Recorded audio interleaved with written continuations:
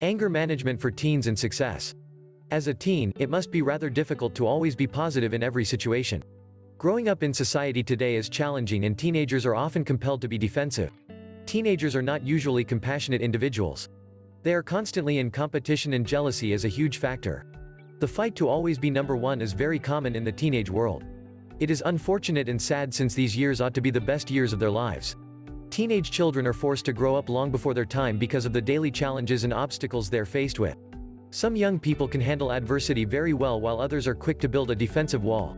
When faced with confrontation, many teens lash out and become reckless, often to the point of violence and nowadays, death. Developing an anger management plan for teens could be difficult since teens are quick to resist advice and not always compliant with instructions.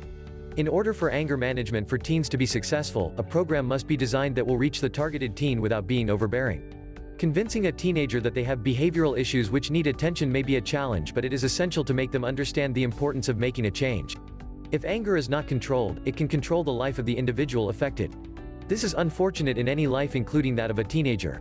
Teenagers with anger issues tend to yell and scream, say hurtful things, punch walls, push other people around and even hurt themselves. It may be difficult but important to convince these teenagers that everyone can change. With effective anger management for teens, they can be a success. They can make positive changes in their lives which will ultimately make their life easier and more enjoyable. Learning to control their anger is definitely a positive change. Anger management for teens should teach teenagers to be self-aware, to evaluate their feelings in an attempt to understand the reasons for their anger. They should also learn to practice self-control, to pause a few seconds and think about the repercussions of their reactions to situations. After thinking about their options regarding reactions, they are taught to make a choice, pick an option which will bring about effective results. After acting on their feelings, teenagers are taught through anger management for teens to review their progress, see what the outcome of the choice was.